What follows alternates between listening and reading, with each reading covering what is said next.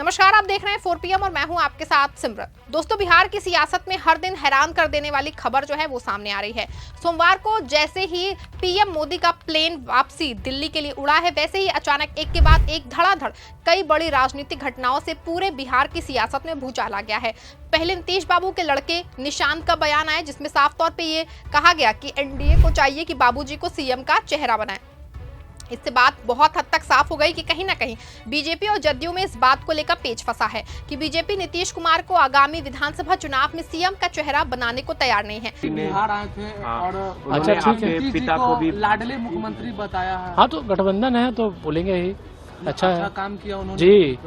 तो हम आप मीडिया के माध्यम से इस राज्य के सारे युवाओं को, वृद्ध उम्र के हर तबके के लोगों को आह्वान करते हैं कि वोट करें। विकास किया है पिताजी ने।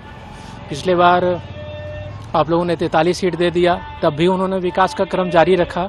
तो इस बार थोड़ा सीट बढ़ाना मांगता है ताकि आगे भी पिताजी विकास जारी रखें। चर्चा ये हो रही है कि आप राजनीतिक में आना। अरे चलिए, कार्यकर्ताओं की भी डिमांड लगातार, और अपने पार्टी के कार्यकर्ताओं को भी मैं आह्वान करता हूं, जाइए जन जन तक। पिताजी की नीतियां जो उन्होंने 19 साल में काम किया है, विकास किया, उसको जन जन तक पहुंचाएं।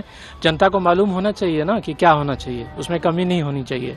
तब जाके जनता समझे कि हाँ ये लायक है तो ठीक है। 25 में भी मुख्यमंत्री नीतीश कुमार जी, एनडीए भी घोषित करें और हमारे जेडीयू भी कार्यकर्ता, सारे नेता सब मिलकर घोषित करें। एनडीए भी घोषित, सीएम है और सीएम के उनके नेतृत्व में हमारी सरकार बने, फिर से विकास का क्रम जारी रखे जनता के बीच। अरे चलिए, ये तेज प्रताप यादव कह रहे हैं कि आप भी यंग हैं, आपको राजद ज्वाइन कर लेना चाहिए। अरे कहते हैं, अरे भाई जो भी कहें, जनता के दरबार में चलते हैं, वो बताएंगे क्या करना है। जनता देखेगी कौन क्या कहता है। अगर जनता चाहेगी तो आप राजनीति में आएंगे। अरे अभी निशांत के बयान और नीतीश मोदी की गुटबंदी के बातें चल ही रही थी कि अचानक सुबह एक खबर आती है कि नीतीश सरकार में कैबिनेट विस्तार होने जा रहा है। इस खबर ने पूरे बिहार की राजनीति में उफान खड़ा कर दिया। सवाल ये भी खड़ा है कि अचानक ये कैबिनेट विस्तार क्यों होने जा रहा है, क्यों ये पहले से तय था कि अचानक इसका प्लान बना। ये सब कुछ बातें राजनीतिक चर्चाओं में गूंज रही थी कि अचानक कैबिनेट विस्तार की बात पे मुहर लग गई। राज्यपाल आरिफ मोहम्मद के पास नए मंत्रियों की एक सूची पहुंच गई है। इस लिस्ट की सबसे ज्यादा हैरान कर देने वाली बात यह थी कि सूची में एक भी जदयू के विधायक को मंत्री बनाए जाने का नहीं था। इस लिस्ट में सभी 7 मंत्री बीजेपी के थे और आखिर में इन सभी मंत्रियों ने नीतीश सरकार में मंत्री की शपथ ली। सबसे अहम बात जो है वो ये थी कि नीतीश कुमार को सीधे चैलेंज देने वाले कृष्ण कुमार मंटू भी इस लिस्ट में थे। आपको बता दें कि बीजेपी ने पिछले दिनों अपनी पार्टी में दलित पिछड़ों को भागीदारी देने के लिए एक अभियान चलाया, जिसमें नीतीश बाबू की जाति के ही एक नेता को खूब हाईलाइट करने का काम कर रही है। ये नेता मंटू ही हैं। हाल ही में कृष्ण कुमार मंटू अचानक सुर्खियों में आए थे। उन्होंने पटना के गांधी मैदान में एक बहुत बड़ी कुर्मी सम्मेलन किया था। इसमें पूरे बिहार के कुर्मियों को इकट्ठा किया गया था, लेकिन नीतीश बाबू इस सम्मेलन में नहीं थे। आपको बता दें कि जब नीतीश कुमार और लालू यादव के रास्ते अलग अलग हुए थे, उसी समय नीतीश कुमार में कुर्मी एकता को लेके एक बड़ी रैली की थी। इसके बाद से वो यादव समाज को छोड़ के लगातार सभी पिछड़ा वर्ग नीतीश बाबू को नेता मान बैठा और आज तक 20 साल बाद भी नीतीश कुमार को कोई हिला नहीं पाया। लेकिन पिछले दिनों बीजेपी ने कृष्ण कुमार मंटू को कुर्सी और पिछड़े समाज के बड़े नेता के रूप में प्रोजेक्ट किया है। आपको बता दें कि नीतीश कुमार पहले जदयू के विधायक हुआ करते थे और वो बीजेपी के केंद्रीय मंत्री राजीव कुमार रूडी के करीबी माने जाते हैं। बताया जाता है कि जदयू से राजीव ही मंटू का बीजेपी में लाए और अपनी पार्टी का टिकट दिलवा के विधायक बनाया और दावा यह है कि मंटू को भी पिछड़ों को नेता बनाने में राजीव की अहम किरदार निभा रहे हैं।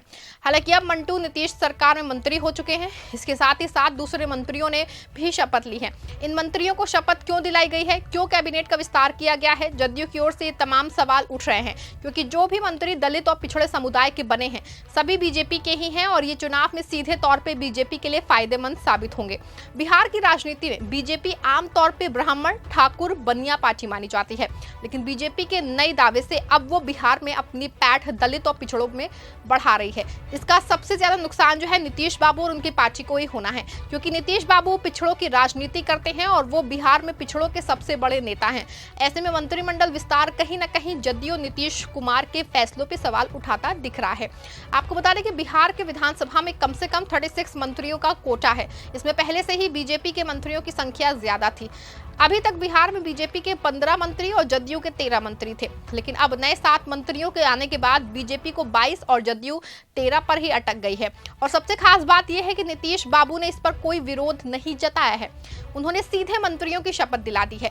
माना जा रहा है कि अचानक मंत्रिमंडल के विस्तार से ये बात तो साफ है कि अंदर खाने में कुछ ना कुछ गड़बड़ तो जरूर है, क्योंकि जिस तरह से एक दिन में सारी चीजें अचानक बदली हैं और नीतीश बाबू बिना किसी विरोध के अचानक मंत्री पद की शपथ दिलाने में लग गए हैं, वो जदयू नीतीश बाबू की लाचारी को दिखाता है। आपको बता दें कि पिछले 1 महीने पहले ही तेजस्वी यादव ने बयान दिया था कि नीतीश बाबू होश में नहीं है और कुछ रिटायर्ड अफसर बिहार चला रहे हैं। अब ये बात कहीं ना कहीं बिहार की सियासत में सच होती हुई दिखाई दे रही है। सरकार जो है उनको होश नहीं है। पहली बात, चिराग पासवान हो, जीतन राम मांझी हो या उनके दोनों उप मुख्यमंत्री हो बीजेपी के, पहले ये हमेशा कहते थे कि नीतीश जी की मानसिक संतुलन जो है वो ठीक नहीं है। अब स्थिति ऐसी आ रही है कि अब चर्चा करना पड़ेगा कि यहाँ सरकार है भी कि नहीं। अगर है तो माननीय मुख्यमंत्री जी को लीड करना चाहिए, तो वो निर्णय लेने लायक अब नहीं रह गए।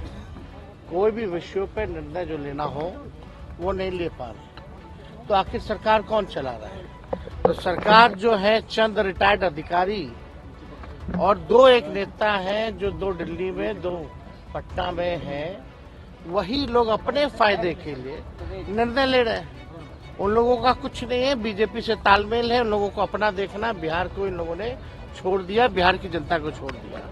क्या इतनी छोटी सी बात नीतीश बाबू को नहीं समझ में आ रही है कि ये जो कुछ बीजेपी कर रही है उसने उनकी पार्टी और नीतीश बाबू को ही नुकसान पहुंचाने की कोशिश की जा रही है? लेकिन नीतीश बाबू ये सब कुछ क्यों कर रहे हैं? क्या सच में नीतीश बाबू की जदयू अंदर से खत्म हो गई है? क्या नीतीश बाबू सच में हैक हैं और बीजेपी उनको अपने इशारे पे नचा रही है? आपका इस पूरे मामले पे क्या मानना है, हमें कॉमेंट में जरूर बताएं। इस खबर को लाइक और शेयर भी जरूर करें।